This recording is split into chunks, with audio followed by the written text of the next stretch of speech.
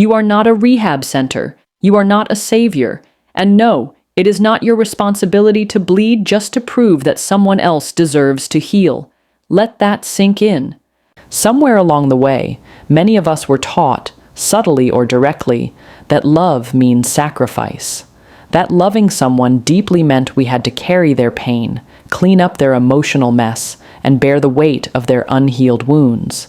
Especially for those who grew up in chaotic households or witnessed emotionally turbulent relationships, the idea of being the fixer often becomes embedded in our identity.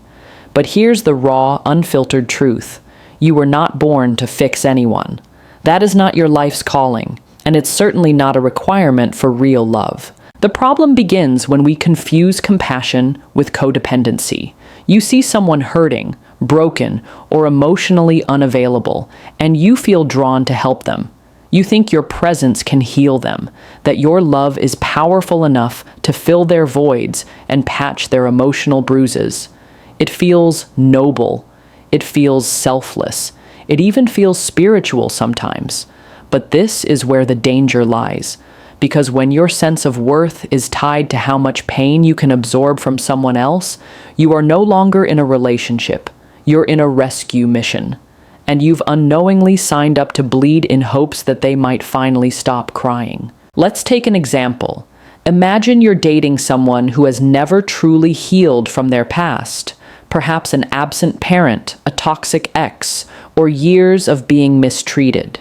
At first, they seem misunderstood. You see their walls, their triggers, their fears, and you tell yourself, they just need someone to love them right. Someone patient, someone who won't give up on them. You begin to ignore your own needs, excusing their behavior in the name of understanding their pain. Every outburst, every shutdown, every silent treatment becomes another opportunity for you to prove you're not like the others. You become their emotional caretaker, their therapist, their parent, everything but an equal partner in a healthy relationship. Before you know it, you've started minimizing your joy so they don't feel insecure. You've stopped expressing your needs because you don't want to trigger their abandonment issues. You've made yourself small, digestible, and endlessly available. Because somewhere in the back of your mind, you believe that your love will be the one that finally heals them.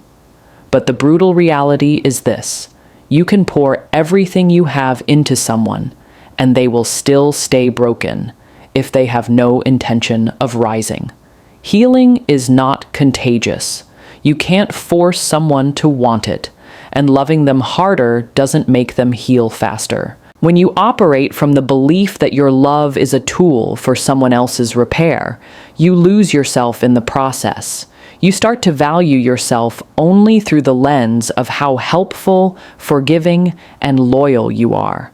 But loyalty without reciprocity is self-abandonment, and it's not your job to prove that you're worthy by how much pain you can endure. In fact, the more you step into the role of a fixer, the more you rob the other person of the responsibility to fix themselves. You enable their avoidance. You become their emotional crutch. And worse, you begin to believe that walking away would be a betrayal, when in reality, it could be the very wake-up call they need. It's time to understand that love is not about fixing. Love is about supporting, not saving. It's about walking beside someone, not dragging them forward.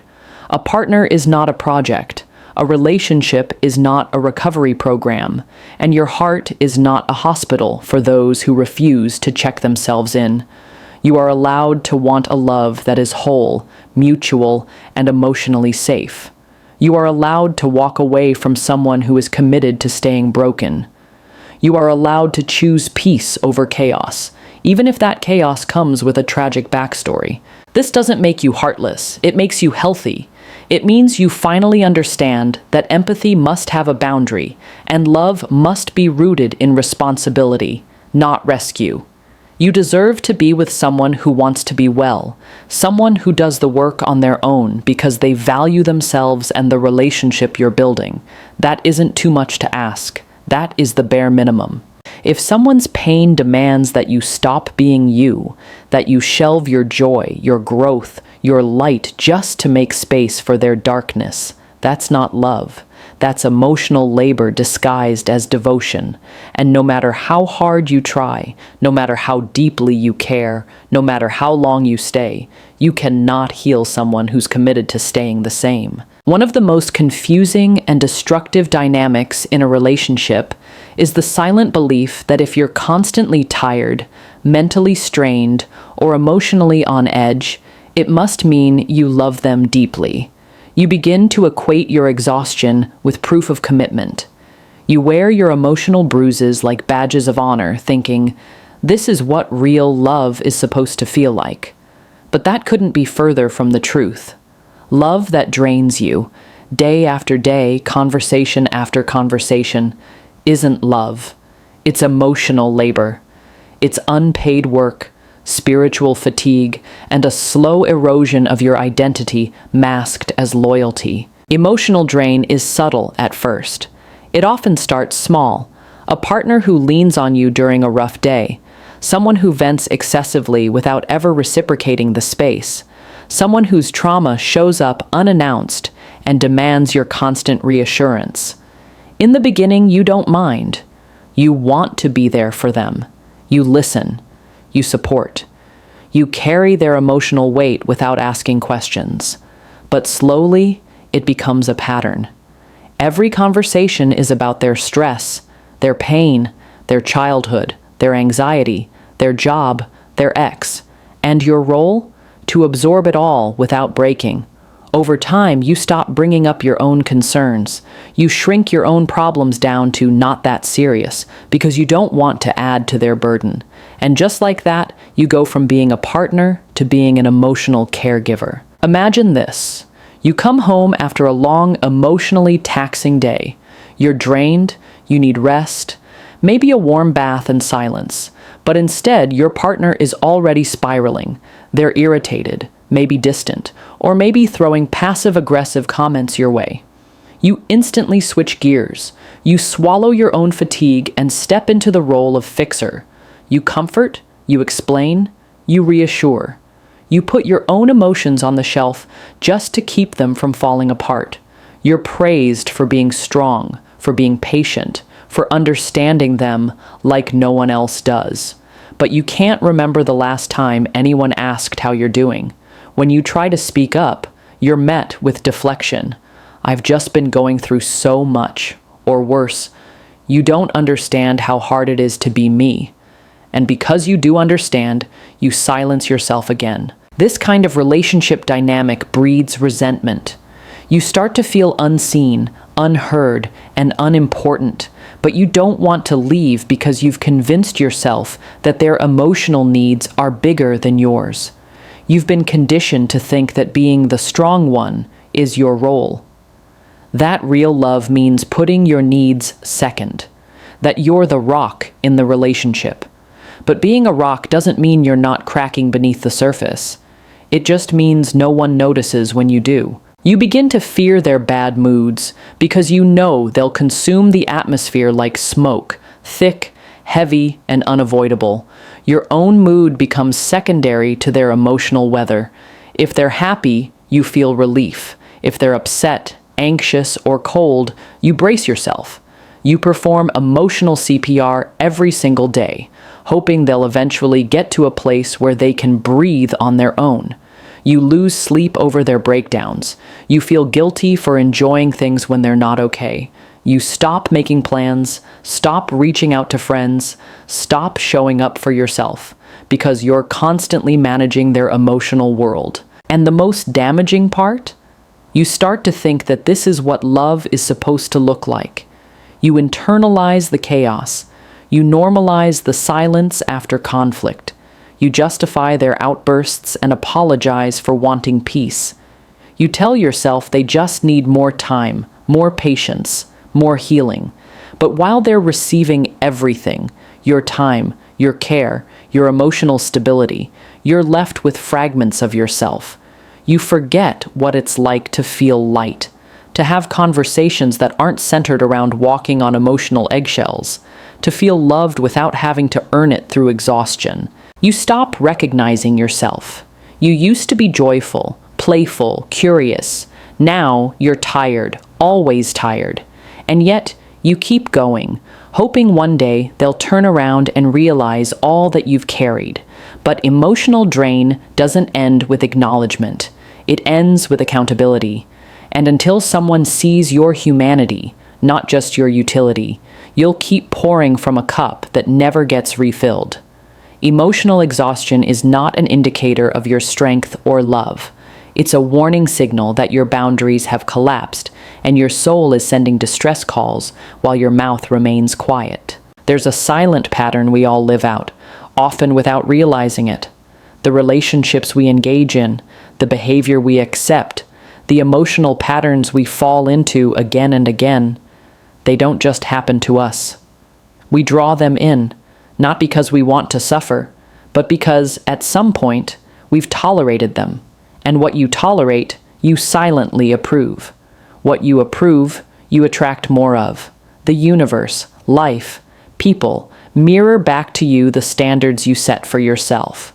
If you keep attracting emotionally unavailable, manipulative, selfish, or inconsistent people, it's not because you're cursed. It's because somewhere inside you, a version of yourself decided this was acceptable. This isn't about blame, it's about accountability.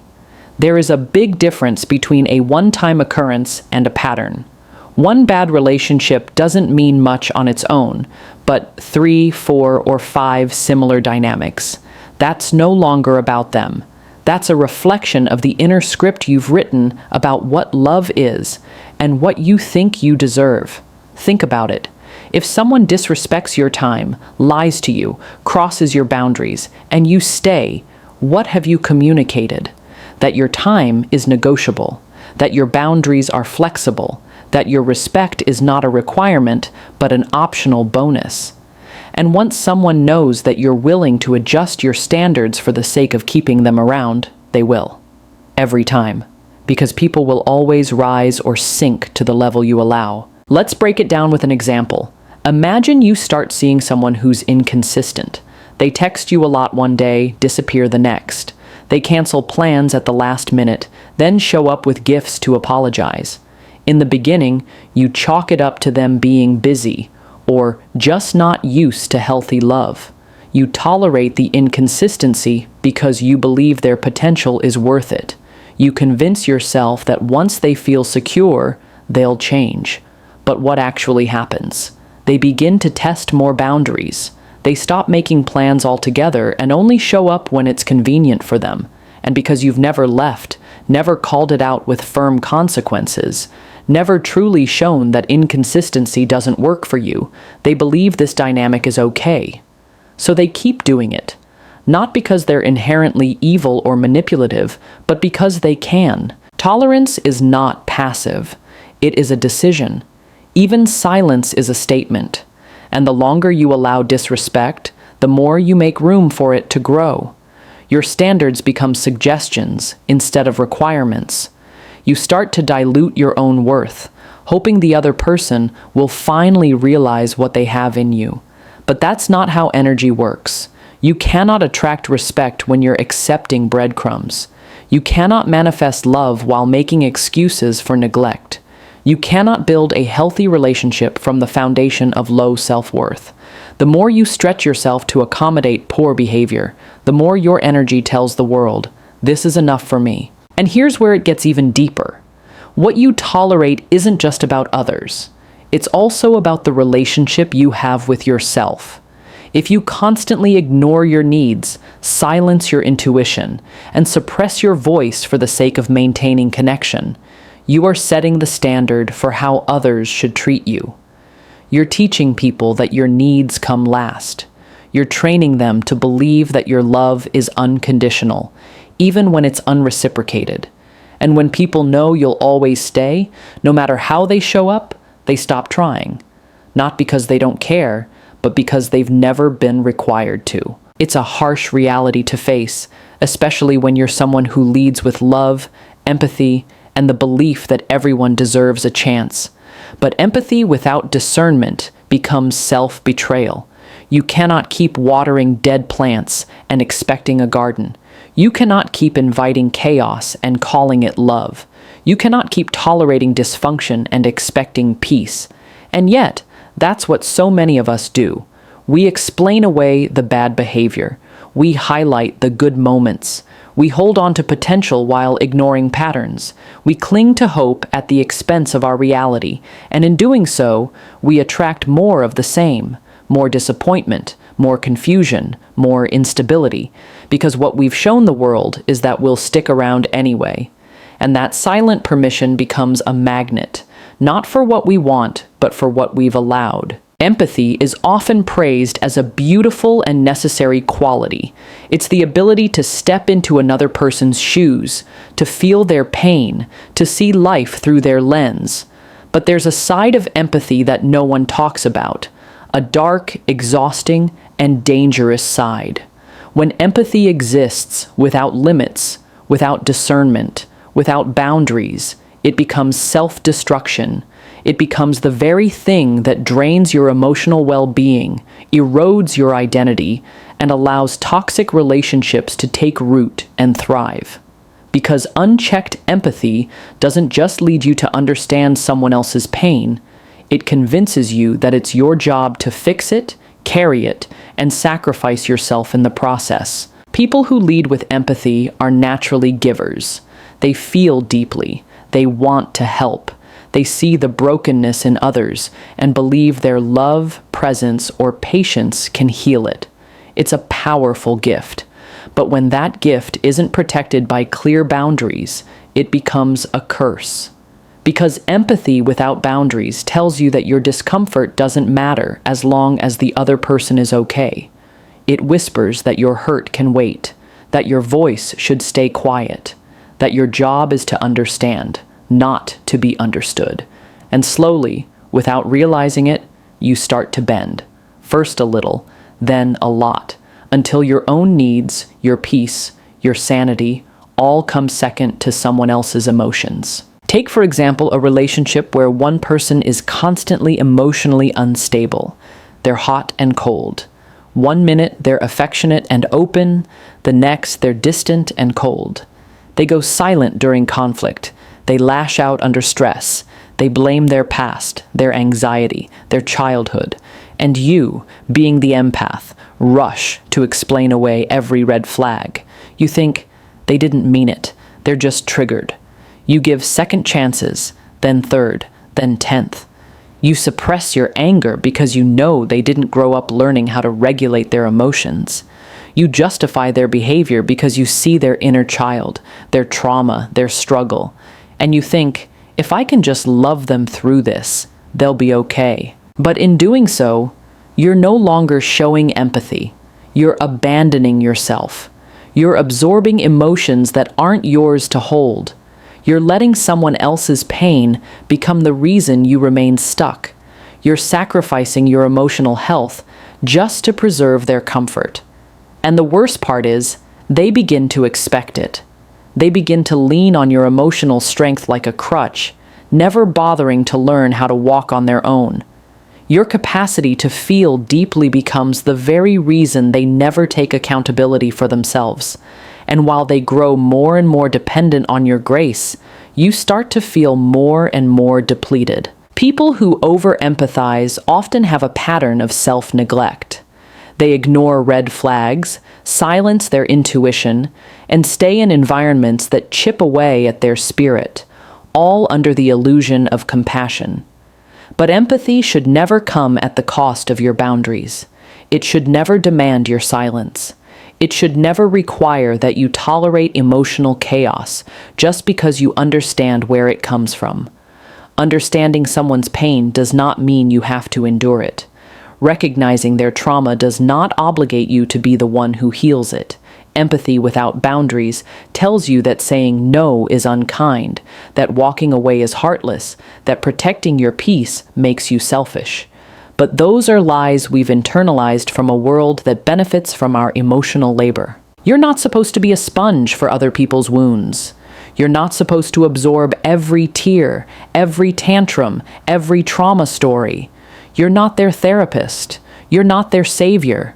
You're a person with your own emotional landscape, your own triggers, your own healing to do. And every time you put that aside to tend to someone else's storm, you send a message to yourself: my needs aren't as important. And you start to believe it, until eventually you can't even tell where their pain ends and yours begins. You lose yourself in the mess of their emotions, and you call it love. But love that requires you to disappear isn't love. It's emotional servitude disguised as empathy. Empathy needs structure. It needs clarity. It needs firm, compassionate boundaries that say, I can hold space for you, but I will not shrink for you. Because when you don't set limits, you don't just allow harm, you invite it. And the longer you stay in that pattern, the more you teach others that your heart is open real estate for their unhealed damage. There is a deeply embedded lie in our culture that says if you truly love someone, you'll stay, no matter what. That love, if it's real, is supposed to conquer all. That it's patient, unconditional, and sacrificial to the point of self-erasure. So we hold on, longer than we should. We keep showing up, even when we're breaking. We tell ourselves that walking away is giving up, that leaving someone you love means you never really loved them to begin with. But here's the hard, painful, liberating truth. You can love someone and still leave. Love doesn't always mean staying.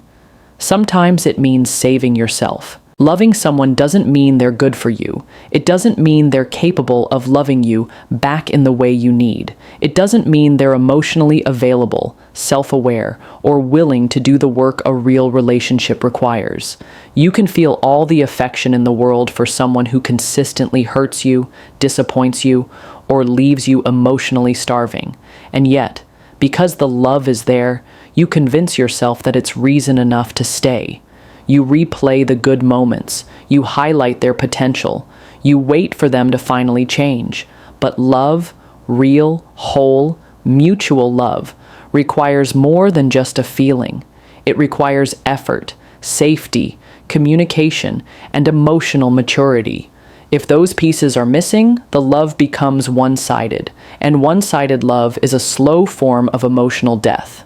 Imagine being in a relationship where the love is undeniable, but the relationship is still filled with conflict, misunderstanding, and constant emotional instability.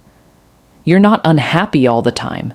In fact, some days feel magical, when they're present, when they're sweet, when the connection is alive and real.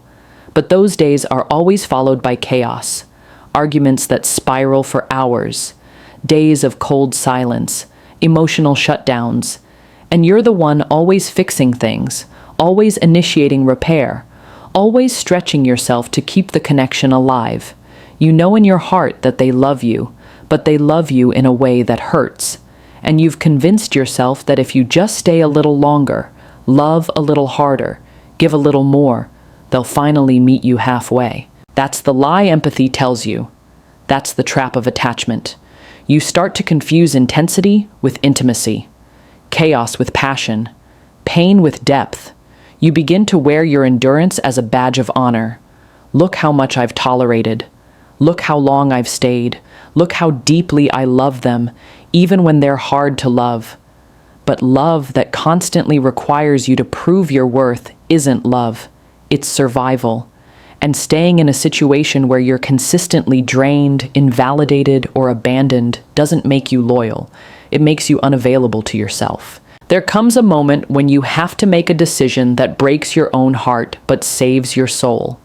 When you realize that no matter how much you love them, no matter how much potential they have, no matter how deep the connection feels, it's not enough. Because love should feel safe. It should feel nurturing. It should pour into you, not deplete you. And if it doesn't, then walking away is not a betrayal. It's an act of self-respect. You can love someone and still recognize that they're not healthy for you. You can miss them every day and still know you're better off without them. You can remember the good times and still choose yourself. And that choice isn't cold. It's not cruel. It's not a lack of love. It's the kind of love that finally includes you. Because sometimes the most loving thing you can do is let go. Not because you stopped caring, but because you started caring about yourself just as much. People often think the hardest part of leaving is being alone, but it's not. The hardest part is giving yourself permission to walk away from someone you still love, to stop waiting for the version of them you know they could be, to accept that loving someone doesn't mean tolerating emotional chaos, and to understand that the depth of your love does not justify staying where you are consistently hurt, overlooked, or misunderstood. Because love should not be the reason you lose yourself. Love should not be a burden you carry on your own. And love, real love, doesn't make you beg for peace. One of the most damaging illusions we often carry in relationships is the idea that we're responsible for someone else's healing. That if we love them enough, stay long enough, forgive enough, and endure enough, we will somehow fix what someone else broke in them. We believe our loyalty can undo their trauma, that our patience can replace their pain with peace, that if we just show up harder, love them deeper, hold them tighter, they'll finally become whole. But here's the truth that many learn far too late. Healing is their journey, not your burden. You can support someone, but you cannot save them. You can care, but you cannot carry. The mistake begins when empathy overshadows boundaries. When you see the wounds in someone, childhood scars, abandonment issues, trust problems, emotional unavailability, and you decide that your love will be different. You will stay, unlike the ones who hurt them. You will be gentle, stable, and consistent. You will give without expecting, listen without judgment, and tolerate without protest. You tell yourself that they just need time, that if you don't give up on them, they'll eventually heal. But what really happens is this: they stay broken, and you slowly begin to fracture, because instead of walking their healing journey themselves, they begin to rely on you to carry it for them. Imagine being in a relationship with someone who constantly lashes out during conflict. They yell, withdraw, or shut down emotionally, and every time they come back with the same story. I was never taught how to communicate, or my last relationship was abusive, or my parents never modeled healthy love. And you, being compassionate and understanding, accept the apology. You rationalize the behavior. You soften your response, give them space, suppress your needs. You tell yourself that they're doing the best they can, and your job is to love them through it. But over time, these patterns repeat. They never seek help, never change, never take true accountability, because they've learned that their pain is your responsibility. And as long as you keep absorbing it, there's no reason to take ownership. This dynamic doesn't just harm you emotionally, it creates a codependent cycle. You start to measure your worth by how much pain you can hold. You feel guilty for setting boundaries. You feel selfish for asking for consistency. You start to believe that their healing is more important than your peace. And when things go wrong, you blame yourself. Maybe you weren't patient enough. Maybe you triggered them. Maybe if you just loved them a little harder, they wouldn't shut down. And just like that, you lose yourself in the role of a healer rather than a partner. But the truth is, healing cannot be transferred. It cannot be gifted. It cannot be forced or fast-tracked by someone else's love. Healing is an internal choice, a personal responsibility, a process that requires self-awareness, effort, and intentional growth. You cannot cry their tears for them. You cannot unpack their childhood for them. You cannot rewrite their past by sacrificing your present. All you can do is offer space, support, and encouragement, but only if they're actively doing the work. If they're not willing to seek help, communicate openly, or take real steps toward growth, your presence won't save them. It will only delay the inevitable and destroy you in the process. It's hard to accept that love isn't always enough to heal someone.